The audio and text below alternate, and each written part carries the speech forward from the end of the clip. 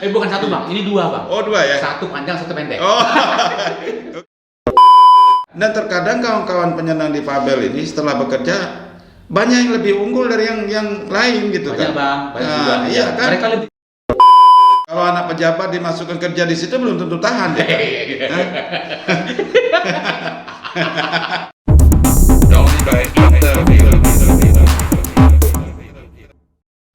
Halo semua, assalamualaikum warahmatullahi wabarakatuh. Salam sejahtera buat Anda semua. Jumpa lagi bersama Dori by Interview. Bila Anda ingin melihat konten saya yang lain, silahkan berkunjung di Dori by TV. Dan jangan lupa subscribe supaya channel ini terus berkembang.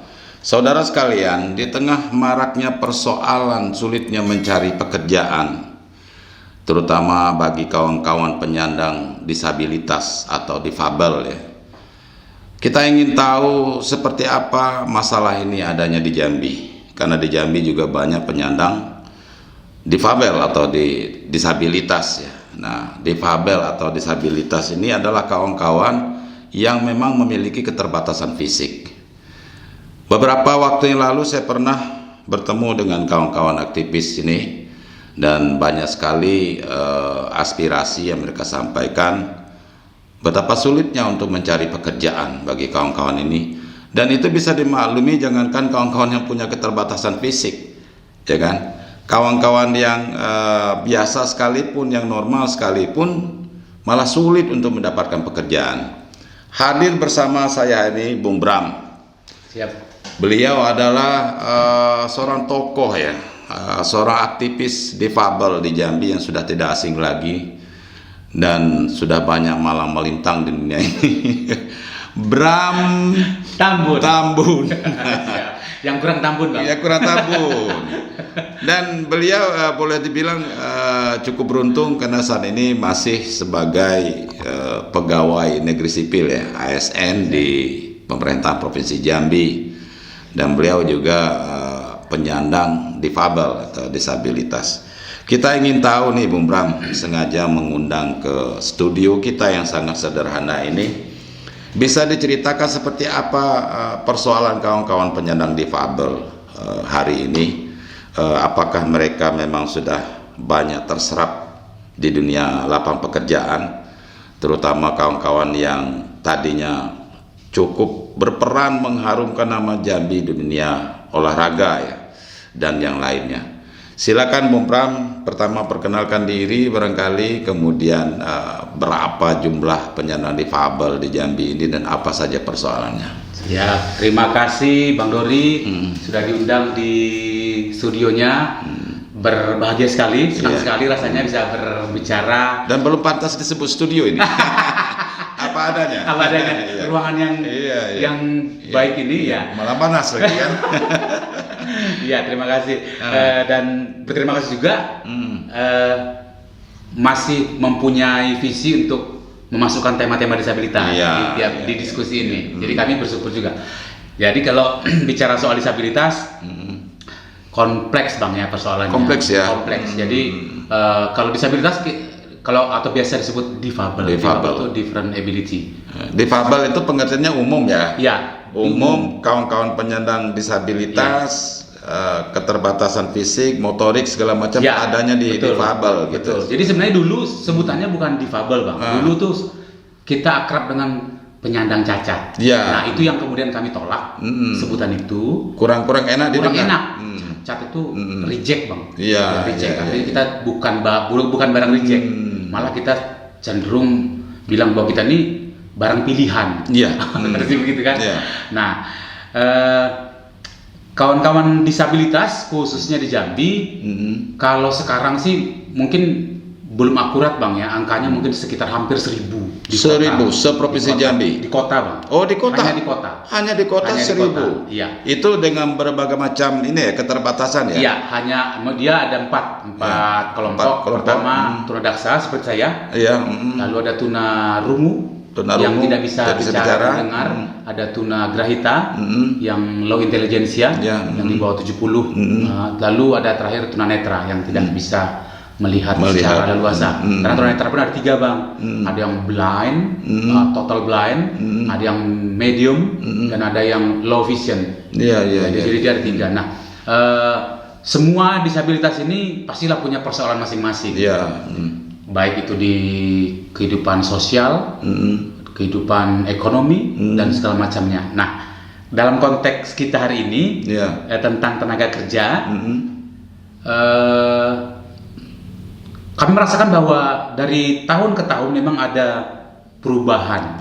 Walaupun mungkin perubahannya 1%, 2%, tapi paling tidak ada perubahan yang dialami. Kalau mundur ke belakang, ini persoalan pekerjaan nih bang, ini sebuah sebuah persoalan yang tidak bisa kami pecahkan waktu itu. Karena kita tahu bahwa ketika kita mau melamar pekerjaan, pastilah syarat yang paling pokok diminta tuh sehat jasmani dan rohani. Nah itu dia.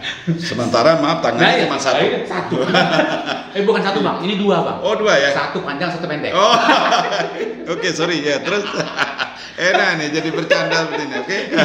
Jadi persoalan itu kan kemudian terkunci di situ. Sehat jasmani dan rohani. Saya punya pengalaman bang. Saya mau bagikan ke kawan. Ketika saya tamat kuliah, tamat tahun 96, saya menemani teman saya ngelamar jadi CPNS di Pemkot waktu itu, tahun 96. Mengawani bang. Lalu ketika kami masuk ke gerbang kantor wali kota, Pol PP nanya, bang, mau ngapain? Mau nemani teman saya ngelamar CPNS. Terus dia bilang apa? Oh ya, kalau kamu jadi ngelamar nggak boleh kata dia. Kecil hati bang. Iya. Lalu saya bilang, udah, saya tidak cuma nemani kok. Cuma nemani. Masih ingat ada orangnya? Boleh kita aja ngomong di sini. Jadi saya pulang di rumah saya pikir, kejam sekali negara ini. Iya. Tapi saya tidak pernah punya cita-cita untuk jadi pegawai negeri sipil waktu itu. Oh iya gitu tidak pernah bang. Jadi ketika tamat kuliah, saya buat lamaran. Tiap minggu saya buat lamaran. Kalau hitung-hitungan saya sampai sekarang. Sarjana apa dulu bang? Sarjana ekonomi bang. Ekonomi ya. Dari Universitas Gajah Mada bang. Iya. Promosi. Jadi setelah saya tamat, yang saya kerjakan melamar. Serius nih tamat UGM ya? Siap bang. Tahun 96 bang. Iya. Lamar. Hitung-hitungan saya lebih dari 60 lamaran yang sudah saya buat sejak tamat kuliah. Tapi termasuk perusahaan swasta? Semua swasta bang. Kalau bukan negeri saya tidak berani. Karena tadi itu bang. Iya. Belum apa-apa udah dilarang. Bisa ya. Nah saya mulai ngelamar. Jadi kondisi seperti itu. Jadi memang sangat terbatas, sangat dibatasi orang-orang seperti kami untuk masuk ke dalam dunia kerja formal terutama. Di swasta seperti itu juga. Tengok. Ini ada yang tidak equal, tidak seimbang, sulit untuk bekerja. Lalu zaman berganti, pemerintah berganti, sekarang sudah mulai lumayan. Kami merasakan bahwa pemerintah melalui aturan-aturan di pemerintahan mulai mengatur tentang hak para disabilitas untuk bekerja di pemerintah, BUMN, Pemda, BUMD maupun sektor swasta. Itu memang sudah diakui. Jadi kalau di Undang-Undang Nomor 8 Tahun 2016 tentang disabilitas disebutkan itu bang, bahwa untuk perusahaan swasta yang memiliki tenaga kerja 100 orang wajib mempekerjakan 1 orang tenaga disabilitas. Tapi itu yang tunagrahita? Seluruhnya bang. Seluruh? Tidak kalau dibatasi. Mereka tidak punya kemampuan melihat yang benar atau mendengar itu bisa, apa? Tetap bisa. Mungkin kalau untuk yang tunanetra mungkin mereka bisa didudukan sebagai tenaga operator. Gitu. Hanya mendengar. Atau mungkin kalau untuk yang tunarungu yang tidak bisa mendengar, mungkin mereka bisa di bagian umum, bagian parkir, bagian apa, seperti itu yang bisa mereka. Tetap saja mereka punya kompetensi masing-masing. Masing-masing. Nah terakhir ini pergerakannya memang sudah semakin baik. Kita harus akui itu. Pemerintah ketika akan melakukan rekrutmen di pemerintahan, pegawai negeri sipil ada slot khusus untuk disabilitas. Jadi memang kalau untuk pemerintah ada 2%. 2% dari seluruh formasi yang dia punya harus mengalokasikan untuk disabilitas. Nah, Jambi gimana? Kalau Jambi kita kemarin di pemerintahan kita memang sudah ada tenaga ASN yang memang sumber rekrutmennya disabilitas. Misalnya di Spora, kemarin kita sudah punya ada 1 orang atlet disabilitas, 2 orang pelatih disabilitas. Tahun ini? Tahun 2010 tuh Bang. Oh 2010, mulai 2010. Udah mulai ya Udah dilaksanakan. mulai ada ya. Lalu di Tenaga honorer. tenaga honorer pun sudah mulai tahun kemarin. Karena tahun kemarin di dinas sosial ada kawan kita Angga namanya, yang tunarungu, di tenaga dihonorkan di dinas sosial. Lalu tahun ini, tahun 2022 ini kita dapat kepercayaan dari Badan Keuangan Daerah Provinsi Jambi, 2 orang tenaga Kontra juga. 2 orang. Jadi memang progresnya lumayan baik lah ya. Walaupun sebenarnya juga angka yang direkrut ini masih belum possible dengan jumlah yang ada ini, yang ada. Kita masih mendapatkan laporan dari kawan-kawan, Pak, kami ini tunarungu tamat kuliah tapi kami belum bisa bekerja. Ya, artinya dibanding dengan dulu sekarang sudah ada kelihatan. Sudah lebih baik, ya. Betul. Tapi tidak berarti bahwa sudah bisa mengcover semuanya. Betul. Saya dengar begini, Bung Bram. Banyak juga kawan-kawan saudara-saudara kita yang penyandang disabilitas ini juga menjadi tulang punggung keluarga. Ini miris sekali, ya kan? Untuk dia sendiri pun susah seperti itu, apalagi untuk membantu keluarga. Nah, seperti apa ini kawan-kawan yang dari organisasi kita itu untuk memperjuangkan itu? Iya, kalau yang kawan-kawan yang memang di dalam rumah tangga menjadi tulang punggung keluarga itu kita harus akui Bang, begitu berat perjuangan mereka memang. Mencari kerja formal seperti tadi ya, selain memang jumlah yang masih dibatasi, lalu hanya 2% tadi kan. 2%. Itu pun belum tentu terlaksana sepenuhnya. Kan. Ya. Nah, kawan-kawan yang tadi yang belum punya kesempatan itu dan belum mendapatkan kesempatan, kita tetap mengarahkannya pekerjaan yang non formal Bang ya, non formal. Misalnya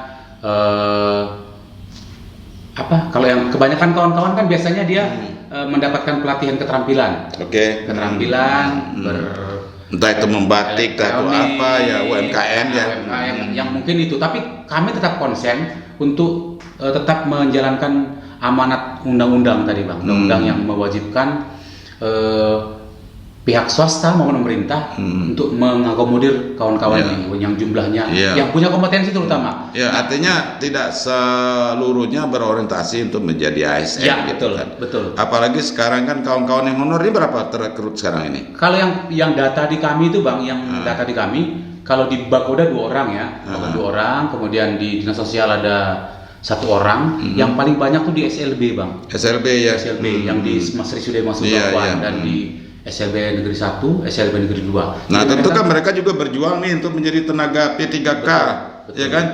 Nah, di P3K nanti syaratnya udah tahu belum? Nah, ini yang belum kita sampai ke sana Bang. Jadi emang nanti kebenturnya di situ. Betul. Kita juga honorer seumur hidup. Betul. Kita juga kemarin diskusi seperti itu Bang. Nah, ini pemerintah membuka P3K. Lalu kawan-kawan yang di OPD ataupun di lembaga pemerintah yang ada ini, apakah sudah diberikan pendampingan yang serius untuk masuk juga dalam program P3K ini? Itu juga kita pengen. Adakah juknisnya untuk itu seperti itu gitu? Nanti kebenturnya di situ. Iya, karena kawan-kawan ini memang punya keterbatasan Bang. Misalnya yang tunarungu, keterbatasan informasi yang bisa diakses langsung, tergantung dengan orang. Demikian juga yang tunarungu bicara. Kalau yang tunadaksa mungkin tidak terlalu masalah Bang, dia bisa mengakses sendiri. Yang 2 ini, yang kami pikir juga harus didampingi secara serius. Itu dia Bang. Karena mereka jadi honorer seumur hidup. Nah, Bram, ini sebenarnya pembicaraan kita ini makin menarik ini kan. Mungkin karena juga keterbatasan waktu Bram tadi. Kenapa tidak misalnya ada gagasan kawan-kawan yang penyandang disabilitas ini dibuat ke semacam koperasi. Koperasi untuk perdagangan kah atau apa di situ, dan masyarakat juga bisa berkontribusi, entah itu mulai dari memberikan permodalan atau ikut sama-sama belanja di sana gitu kan. Itu gimana kira-kira? Iya, Mudah-mudahan ini didengar oleh Kadis Koperasi provinsi atau kota supaya bisa mengakomodir itu. Ini. Iya. Coba. Sampai saat ini memang belum ada, Bang. Koperasi yang belum pernah terpikir. Belum pernah. Mungkin juga belum pernah terpikir. Berarti idenya dari saya itu. Wah, ini Abang harus dapat apa? Buat ini dari Dinas Koperasi nih, Bang. Iya. Kalau soal gedung kan gampang kan, bisa minjam gedung pemerintah banyak terbengkalai kan. Banyak tidak terpakai kan. Bikin kayak minimarket di situ apa kayak itu? Iya, paling tidak bisa mengakomodir tenaga kerja, Bang. Iya, tenaga kerja, keuntungannya bisa membantu kehidupan kawan-kawan penyandang disabilitas melalui organisasinya atau apa gitu kan? Iya. Itu sebenarnya jika para pihak bisa melaksanakan bekerjasama itu tidak masuk, itu masuk akal untuk dikerjakan, Bang. Iya. Sangat masuk akal. Tenaga kerja berapa banyak di situ, mulai dari pergudangan, kemudian sampai ke hal-hal yang lain kan bisa dikerjakan dan mereka bersama-sama di situ kan. Tapi saya tidak tahu nih, mungkin perlu juga diuji kompetensinya kawan-kawan. Tapi setidak-tidaknya saya juga sudah bisa memberikan ide kalau memang itu belum gitu kan. Dan mudah-mudahan ini Kadis Koperasi dan UKM ya. UMKM provinsi maupun kota dan kawan-kawan di kabupaten ya dinas koperasinya juga terakomodir. Kota Jambi tadi 1000 seribuan, sekitar 1000. Belum lagi di kabupaten kota lain gitu seprovinsi Jambi. Nah ini seperti apa nasib kawan-kawan ini yang perlu juga kita mendapat perhatian ya kan? Nah, tapi izin Bang, jadi sebenarnya juga mengapa juga pendistribusian tenaga kerja disabilitas memang agak terhambat. Memang juga harus ada pencerahan kepada para pelaku usaha swasta. Karena ada beberapa pengusaha yang menolak. Dia bukan menolak, dia seperti ini bilang, kami khawatir nanti ketika kami meletakkan mereka di satu tempat tugas mereka masing-masing, bagaimana kami maintenance mereka. Misalnya pemerintah takut nanti ketersinggungan. Oh gitu. Ya, jadi memang ada seperti kekhawatiran dari pihak perusahaan swasta untuk menerima mereka. Tadi itu. Kalau disuruh nyapu tersinggung dah yuk. Nah, seperti itu mungkin tugas saya tidak tahu tugas siapa, mungkin tugas kami juga disabilitas untuk menyampaikan kepada para pengusaha bahwa tidak masalah gitu loh. Yang penting ketika Bapak sudah memberikan dia tugas resmi, sama perlakuannya yang lain. Itu juga kalau yang melanggar ya tetap saja kena hukum kan kena sanksi. Itu juga Bang harus dicerahkan para pengusaha. Pengusaha-pengusaha ya melalui media inilah kita cerahkan para pengusaha di Jambi ini kan supaya mereka juga paham ini. Ini kan saudara-saudara kita juga butuh hidup, butuh perhatian betul. Dan butuh kasih sayang. Kalau Bram dosa lagi disayang karena udah sejahtera sekarang, udah makmur. Oke Bram, nah sekarang kita ke hal yang lain ini. Nasib kawan-kawan ini kan tadi terakomodirnya hanya sekian persen. Sementara undang-undang sudah memberikan ketentuan seperti itu harus mengakomodir mereka minimalkan 2%. Nah langkah-langkah apa ini yang ke depan yang harus kita lakukan supaya kawan-kawan penyandang disabilitas apalagi yang menjadi tumpuan tulang punggung ekonomi keluarga, apa yang harus kita lakukan lagi gitu kan? Kalau kami Bang sering diskusi tentang itu. Jadi ada dua langkah yang harus kita buat. Pertama internal. Ya, kita juga tidak bisa berdasarkan undang-undang harus 2%. Tapi kita sendiri secara personal, secara internal tidak siap menjawab itu. Misalnya nanti ada Telkom bilang, Telkom disabilitas, kami pengen 10 orang. Siap tidak kita sebagai tenaga kerja disabilitas untuk menjawab tantangan pekerjaan yang diberikan? Punya kompetensi tidak kita? Kita juga tidak mau malu Bang. Itu misalnya juga, jadi bilang ketika kerja nanti di sana tidak bisa ngapa-ngapain, malu kita Bang. Artinya tidak punya kompetensi kita. Itu yang sisi kami. Jadi kami tetap saja menyampaikan kepada kawan-kawan bahwa kita harus punya kompetensi yang sama dengan mereka. Berarti harus ada pelatihan. Betul, itu yang harus kita gencarkan. Nah, pelatihan hard skill, soft skill ini harus kita buat Bang, harus kita kembangkan terus untuk kawan-kawan. Mungkin ini nanti selain kami sendiri, mungkin juga pemerintah juga harus ambil bagian di sini. Ya kalau mau ikut latihan jadi YouTuber, saya bisa share. Walaupun saya sendiri belum apa-apa gitu kan.